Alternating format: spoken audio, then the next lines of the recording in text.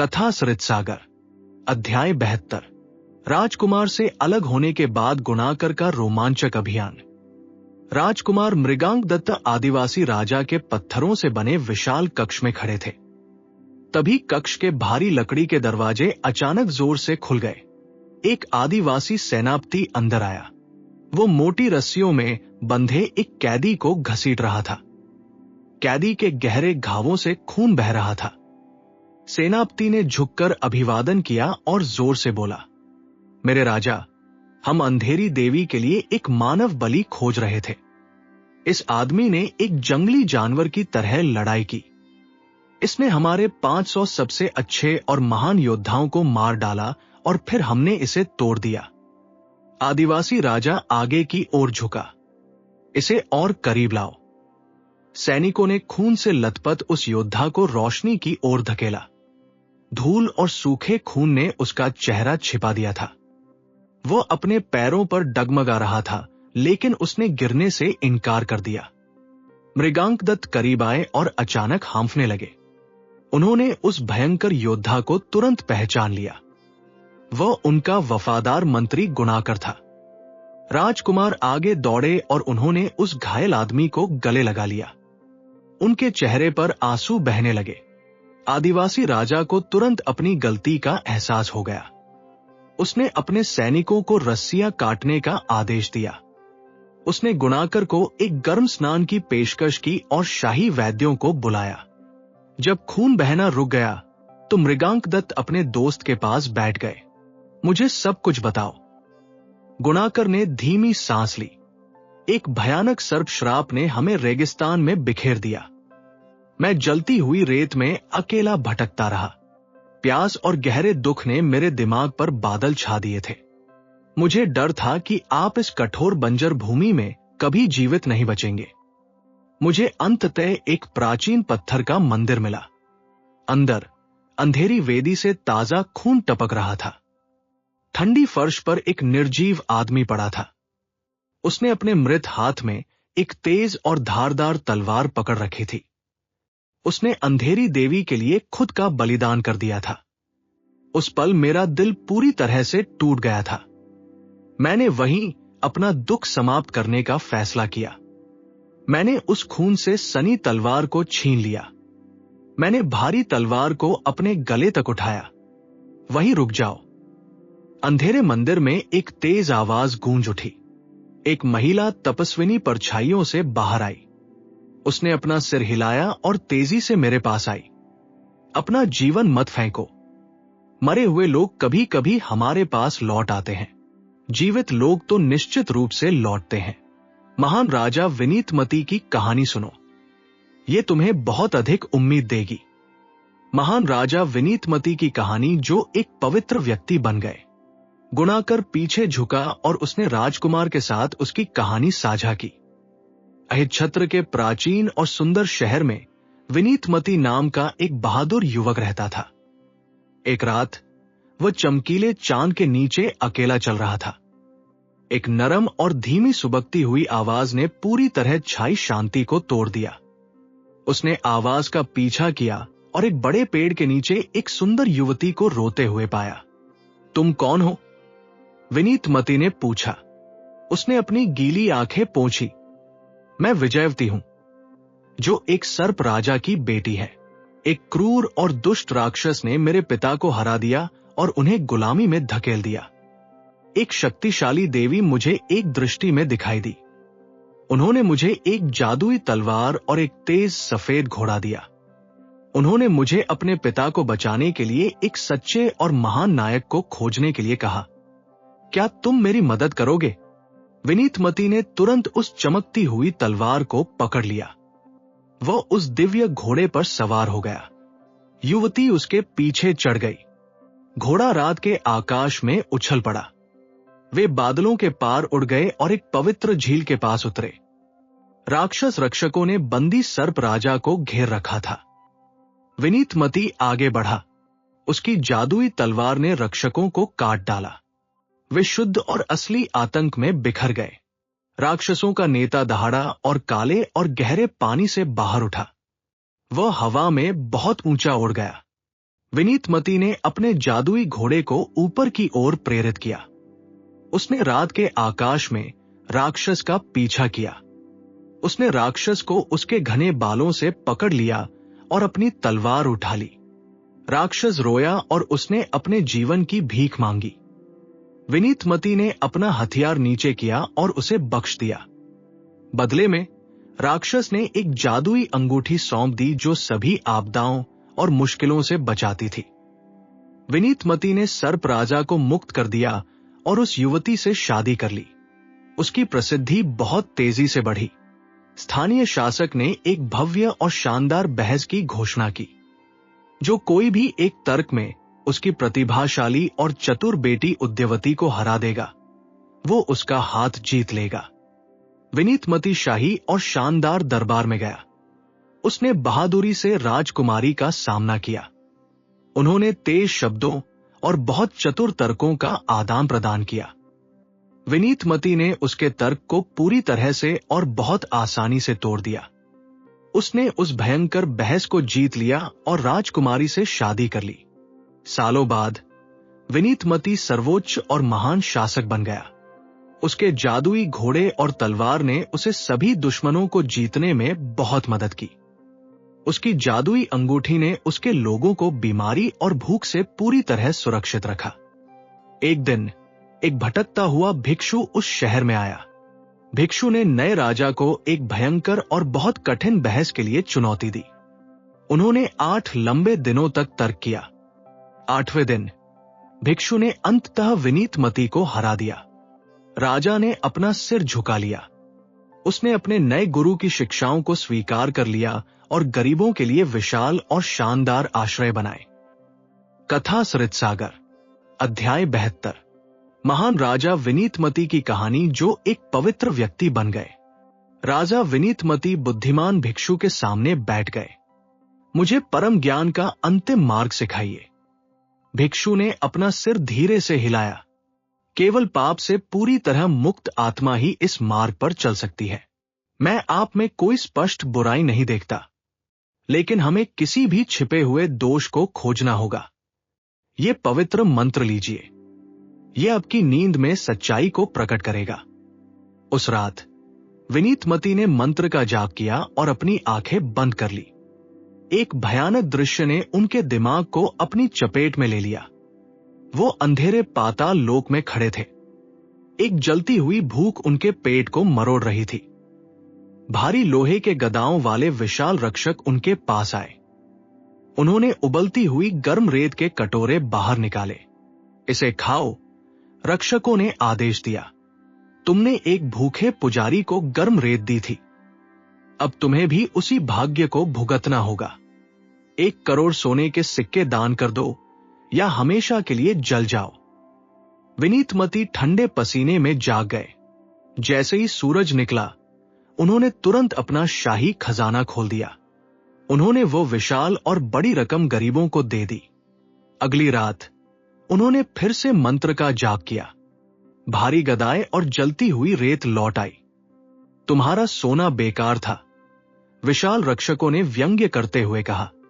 उन सिक्कों में से एक पुजारी का था। तुम्हारा कर्ज अब भी बाकी है। भयभीत राजा जाग गए और उन्होंने 1 और 2 करोड़ सिक्के दान कर दिए। तीसरी रात भयानक दुस्वप्न एक बार फिर आया। रक्षकों ने उबलती रेत को उनके मुंह की ओर धकेल दिया। आज तुम्हारे जंगल में एक पुजारी की मौत हो गई। वे जोर से दहाड़े। डाकुओं ने उसे मार डाला क्योंकि तुम अपनी भूमि की रक्षा करने में विफल रहे। तुम्हारे दान का कोई मतलब नहीं है। 2 गुनी कीमत चुकाओ। विनीतमती कांपते हुए जाग गए। उन्होंने अपना पूरा खजाना खाली कर दिया। वह बुद्धिमान भिक्षु के पास दौड़े और उनके घुटनों पर गिर पड़े। कोई भी इंसान इतने सख्त और कठोर नियमों से कैसे बच सकता है? सबसे छोटी गलती सब कुछ नष्ट कर देती है। भिक्षु धीरे से मुस्कुराया। स्वर्ग उन लोगों की रक्षा करता है जो कभी हार नहीं मानते हैं। पवित्र जंगली सुअर की कहानी सुनो। पवित्र जंगली सुअर की कहानी। बहुत समय पहले एक बुद्धिमान सुअर एक वफादार बंदर के साथ पहाड़ की गुफा में रहता था। एक भयानक तूफान 5 दिनों तक चला और उसने जंगल में बाढ़ ला दी। एक भूखा शेर का परिवार गुफा में पहुंचा। शेरनी ने अपनी उदास आंखों से अपने साथी की ओर देखा। हम सब भूख से मर जाएंगे, मुझे खा लो, खुद को और हमारे छोटे बच्चे को बचा लो। महान सुअर ने उसके हताश शब्दों को सुना। वो परछाइयों से बाहर आया। निराश मत हो, इसके बजाय मेरा मांस खा लो। मेरा जीवन कुछ भी नहीं है यदि मैं तुम्हारा जीवन बचा सकूं। शेर और शावक ने तुरंत सुअर को फाड़ दिया। उन्होंने उसका खून पी लिया और उसके मांस को हड्डी तक चबा लिया। सुअर ने पूरी तरह से शांति में भयानक दर्द सहा।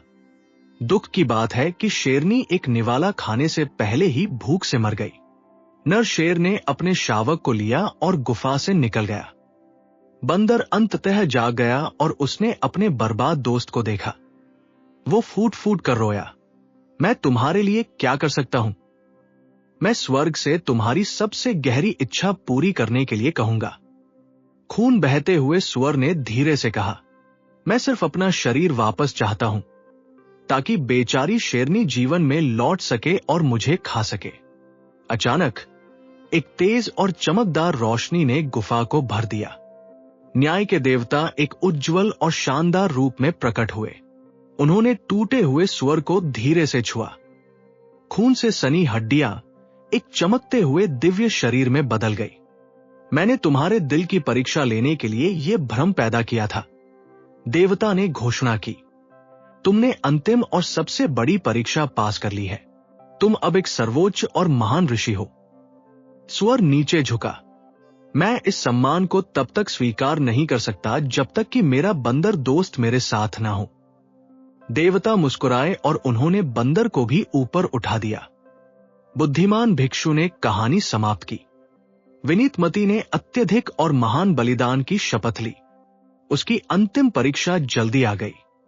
एक हताश और परेशान पिता ने अपने बेटे को राक्षस से बचाने के लिए जादुई अंगूठी की भीख मांगी।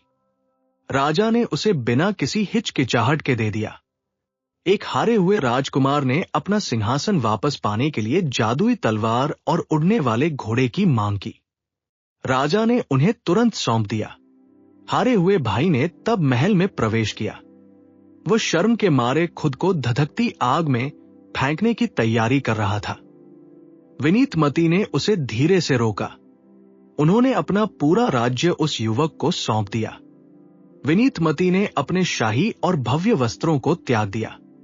वो अपनी 2 पत्नियों के साथ कठोर और कठिन रेगिस्तान में चले गए। जलते हुए सूरज ने उनकी त्वचा को जला दिया। अत्यधिक थकान ने उन्हें गर्म रेत पर सोने के लिए मजबूर कर दिया। जब विनीतमती ने अपनी आंखें खोली तो घातक रेगिस्तान गायब हो गया था। एक हरे भरे बगीचे ने उन्हें घेर लिया था। संगमरमर के फव्वारों में ठंडा पानी बह रहा था। हर जगह सुंदर कमल के फूल खिले हुए थे। उनके शुद्ध और पवित्र गुण ने स्वर्ग के एक टुकड़े को धरती पर खींच लिया था। वह उस दिव्य बगीचे में शांति से रहने लगे। लेकिन एक दोपहर एक अचानक और तेज आवाज ने शांति को तोड़ दिया। वह पेड़ों की ओर दौड़े और हांफने लगे। एक युवक ऊंची चट्टान पर खड़ा था। उसने अपनी ही गर्दन के चारों ओर एक मोटी रस्सी बांध ली थी। अभी रुक जाओ, विनीतमती जोर से चिल्लाए। वह आगे दौड़े और उन्होंने रोते हुए आदमी को नीचे खींच लिया। तुम कौन हो? युवक बहुत जोर से रोया। मैं सोमसुर हूं। मेरे पिता ने मुझे पवित्र कानून सिखाए थे, लेकिन मैंने चोरों का अंधेरा रास्ता चुना। कोई भी अपने भाग्य को नहीं बदल सकता है। सोमसुर राजर्षि विनीतमती के सामने खड़ा था। उसके चेहरे पर आंसू बह रहे थे। उस युवक ने अपने अंधकारमय अतीत की कहानी सुनाई। राजा के पहरेदारों ने उसे चोरों के बीच पकड़ लिया था। वे उसे वधस्थल तक खींच ले गए। मौत उसके सिर पर मंडरा रही थी। अचानक एक पागल हाथी भीड़ में घुस आया। उस जानवर ने अपने रास्ते में आने वाली हर वस्तु को कुचल दिया। जल्लादों ने अपने हथियार डाल दिए और भाग गए। सोमसूर उस अराजकता में खिसक गया। उसके भागने से कोई खुशी नहीं मिली। जल्द ही उसे पता चला कि उसके माता और पिता की उसकी गिरफ्तारी के भारी दुख से मृत्यु हो गई थी। अपराधबोध ने उसे खा लिया। वो केवल मौत की तलाश में जंगल में गहरे भटक गया। इसके बजाय एक चमकती हुई दिव्य कन्या प्रकट हुई। उसने उससे कहा कि उसके पाप क्षमा कर दिए गए हैं, क्योंकि वह विनीतमती के पवित्र आश्रम में पहुंच गया है। ऋषि ने गहरी करुणा के साथ सुना। उन्होंने उस टूटे हुए युवक का अपनी झोपड़ी में स्वागत किया। विनीतमती जानते थे कि सोमसुर को ठीक होने के लिए ज्ञान की आवश्यकता है। उन्होंने उसे पूर्णता के प्राचीन सिद्धांतों को सिखाना आरंभ किया। सबसे पहले ऋषि ने अज्ञानता के खतरों के बारे में बात की। उन्होंने देवभूति की दुखद कहानी सुनाई। इस विद्वान व्यक्ति की भोगदत्ता नाम की एक गर्भवती पत्नी थी। एक दिन एक धोबी का गधा उसके बगीचे में घुस गया और उसकी तरकारियां खा गया। क्रोधित होकर उसने एक छड़ी से उस जानवर का पीछा किया। वह जानवर एक गड्ढे में गिर गया और उसका पैर टूट गया। क्रोधित धोबी ने बदला लिया।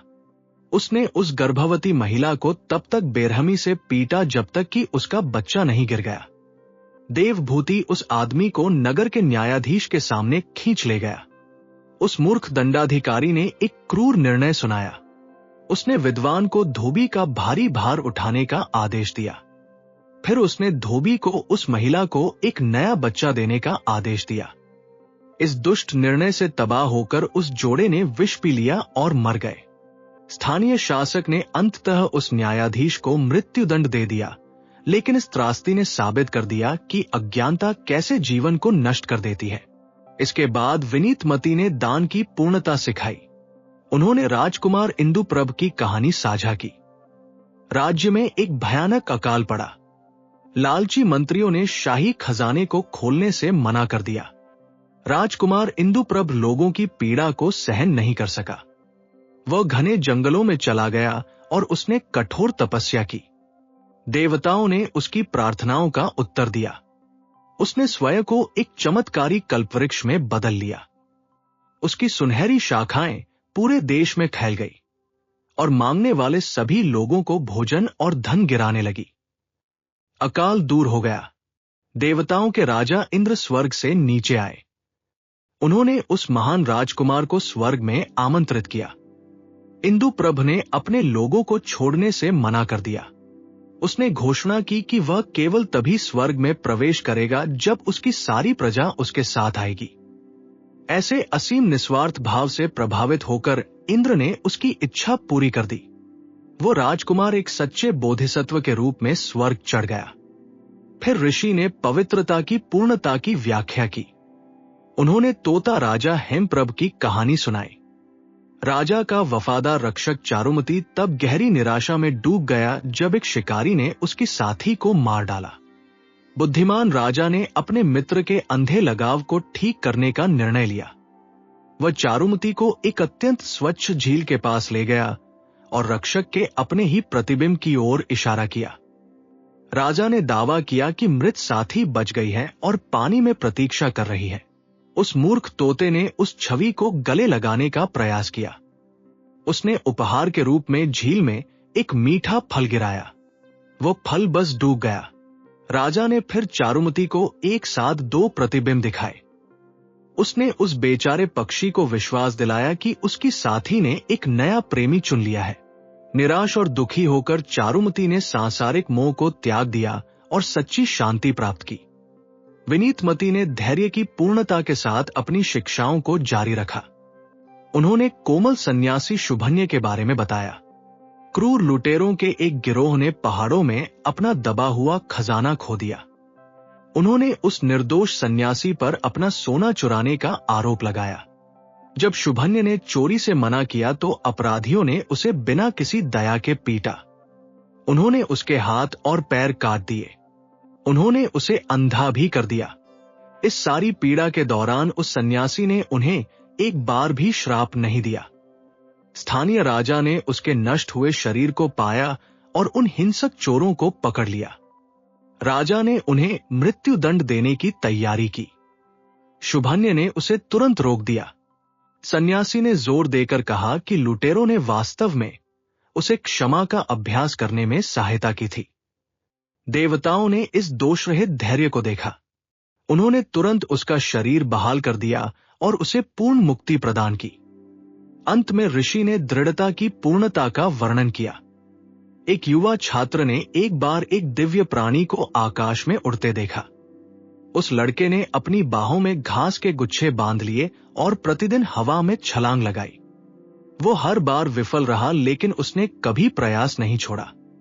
उस दिव्य प्राणी ने इस अथक भावना को देखा।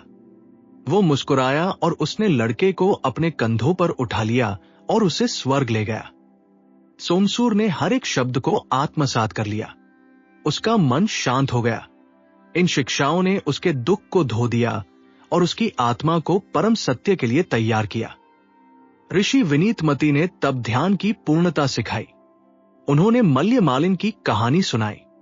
इस युवा व्यापारी ने शाही दरबार का दौरा किया और सुंदर राजकुमारी इंद्वेशस को देखा। वो गहरे प्रेम में पड़ गया। इस जुनून ने उसे खा लिया। उसने भोजन करना और अपने परिवार के साथ बैठना छोड़ दिया। उसके घनिष्ठ मित्र शाही चित्रकार ने उसका दुख देखा। चित्रकार ने एक बड़े कपड़े पर राजकुमारी का एक अद्भुत चित्र बनाया। मल्यमालिन ने उस चित्र को लिया और उसे असली राजकुमारी मान लिया। उसने उससे बात की और उसे ताजे फूलों से सजाया। एक रात युवा व्यापारी उस कपड़े को चांदनी से भरे बगीचे में ले गया। उसने उसे एक पेड़ के सहारे छोड़ दिया, जबकि वह और अधिक फूल इकट्ठा करने लगा। विन्य ज्योति नामक एक दयालु सन्यासी ने ऊपर से देखा। सन्यासी ने लड़के के खतरनाक भ्रम को तोड़ने का निर्णय लिया। गहरे जादू का उपयोग करते हुए सन्यासी ने कपड़े पर एक घातक काला नाग चित्रित कर दिया। मल्यमालिन लौटा और उसने सांप को देखा। भ्रम ने उसके दिमाग पर कब्जा कर लिया। उसे विश्वास हो गया कि चित्रित सर्प ने उसकी प्रेमिका को काट लिया है। दुख ने उसके दिल को चकनाचूर कर दिया। वो एक ऊंचे पेड़ पर चढ़ गया और अपनी जान देने के लिए नीचे कूदने की तैयारी करने लगा। सन्यासी ने उसे हवा में पकड़ लिया। उसने कोमलता से समझाया कि राजकुमारी अपने महल में सुरक्षित है और कपड़ा केवल एक वस्त्र है। भ्रम दूर हो गया। मल्यमालिन ने मन की शक्ति को समझ लिया और शीघ्र ही सर्वोच्च ज्ञान प्राप्त कर लिया। राजर्षि ज्ञान की अंतिम पूर्णता की ओर बढ़े। उन्होंने प्राचीन लुटेरे सिंह विक्रम की कहानी सुनाई। इस चोर ने अपना पूरा जीवन धन चुराने में बिता दिया था। जैसे ही वो बूढ़ा हुआ, परलोक का डर उसे सताने लगा। उसने पाताल लोक के दिव्य सचिव चित्रगुप्त की पूजा करने का निर्णय लिया। लुटेरे का मानना था कि सचिव स्वर्गीय अभिलेखों से उसके पापों को मिटा सकता है। चित्रगुप्त ने एक भूखे अतिथि के रूप में प्रकट होकर चोर की भक्ति की परीक्षा ली। लुटेरे ने अतिथि को एक सर्वोच्च बलिदान के रूप में अपनी पत्नी की पेशकश की। इस गहन समर्पण से प्रसन्न होकर चित्रगुप्त ने अपना असली रूप प्रकट किया। उसने लुटेरे को मृत्यु से बचने में सहायता करने का वचन दिया। दिव्य सचिव सिंह विक्रम को शक्तिशाली जादू द्वारा संरक्षित एक पवित्र उपवन में ले गया। मृत्यु इस अभयारण्य में प्रवेश नहीं कर सकती थी। यद्यपि मृत्यु ने लुटेरे को लुभाने के लिए एक सुंदर जलपरी का निर्माण किया। जलपरी ने पास की नदी में डूबने का नाटक किया। मूर्ख लुटेरा उसे बचाने के लिए उफनते पानी में कूद पड़ा। धारा उसे जादुई सीमा के पार बहा ले गई। मृत्यु ने तुरंत उसकी गर्दन में फंदा डाल दिया और उसे पाताल लोक खींच ले गया। न्याय के अंधेरे कक्ष में चित्रगुप्त ने गुप्त रूप से लुटेरे को सलाह दी। उसने उसे पहले अपना स्वर्गीय इनाम मांगने के लिए कहा। जब मृतकों के स्वामी ने उसकी पसंद पूछी तो लुटेरे ने स्वर्ग चुना। क्योंकि उसने एक अतिथि को अपनी पत्नी की पेशकश की थी, इसलिए न्याय के तराजू ने उसे स्वर्ग में एक संक्षिप्त समय प्रदान किया। स्वर्ग में एक बार बुद्धिमान लुटेरे ने भारी तपस्या की। उसने पवित्र नदियों में स्नान किया और सांसारिक सुखों को पूरी तरह से अनदेखा कर दिया। उसके गहन आध्यात्मिक ध्यान ने उसके सभी पिछले पापों को जला दिया। उसके अपराधों के अभिलेख गायब हो गए। यहां तक कि एक आजीवन चोर ने सावधानी पूर्वक ज्ञान के माध्यम से मुक्ति पाली। विनीतमती ने अपनी शिक्षाएं पूरी की और सूरज पश्चिमी पहाड़ों के नीचे डूब गया। अगली सुबह उन्होंने अपने मार्ग के सबसे गहरे रहस्य प्रकट किए। सोमसूर ने एक बड़े पेड़ के नीचे एक छोटी झोपड़ी बनाई। उसने दिन रात ध्यान किया। उसका मन विस्तृत हुआ और उसने शीघ्र ही अविश्वसनीय अलौकिक शक्तियां प्राप्त कर ली। इस बीच शांत जंगल के पास खतरा मंडराने लगा। इंदुकलश नामक एक ईर्ष्यालु राजकुमार ने अपने ही भाई कनकलश के विरुद्ध एक क्रूर युद्ध छेड़ दिया। उसने हिंसक रूप से सिंहासन पर कब्जा कर लिया और कनकलश को निर्वासन में धकेल दिया। पराजित राजा अपने भूखे मंत्रियों के साथ गहरे जंगल में भटक गया। देवताओं के राजा इंद्र ने विनीतमती के असीम आतिथ्य का परीक्षण करने का निर्णय लिया।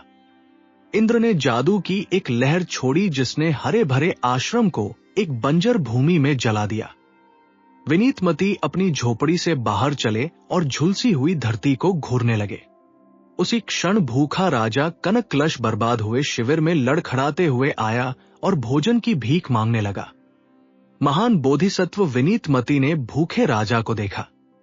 उन्होंने अत्यधिक दया महसूस की। वह जानते थे कि झुलसे हुए जंगल में कोई भोजन नहीं था। ऋषि ने राजा कनकलश को बताया कि पास के एक गड्ढे के नीचे एक मृत हिरण पड़ा है। उन्होंने भूखे आदमियों से जाकर उसका मांस खाने का आग्रह किया। हताश राजा और उसके अनुयायी तुरंत उस स्थान की ओर दौड़ पड़े। विनीतमती ने गड्ढे तक पहले पहुंचने के लिए अपने जादू का उपयोग किया। उन्होंने अपने शरीर को एक बड़े हिरण में बदल लिया। फिर उन्होंने खुद को उस गहरे गड्ढे में फेंक दिया और अपने अतिथियों को खिलाने के लिए अपना जीवन दे दिया। कनकलश और उसके आदमी कुछ ही क्षणों बाद पहुंचे। उन्होंने उस भारी हिरण को गड्ढे से बाहर निकाला। उन्होंने जल्दी से सूखी कंटीली झाड़ियों से आग जलाई और मांस को भुना और उसे पूरा खा गए। बर्बाद हुए आश्रम में ऋषि की 2 पत्नियां भयभीत हो गई। चमकता हुआ जंगल राख बन गया था और उनका पति गायब था। वे सोमसूर के पास दौड़ी और उसे उसके गहरे ध्यान से जगाया।